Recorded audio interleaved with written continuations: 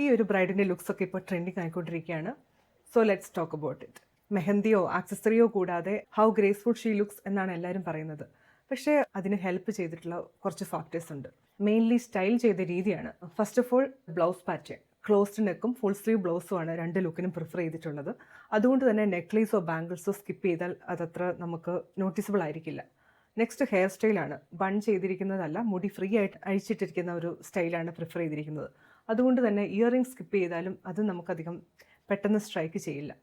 Next അവരുടെ body ടൈപ്പാണ്. She is lean and tall. ക്ലോസ്ഡിനൊക്കെ അവർക്ക് മാച്ച് ആവും. And she is beautiful. Let's not forget that. And for rest of us നമുക്കത് suitable ആണോ എന്നതാണ് ക്വസ്റ്റ്യൻ.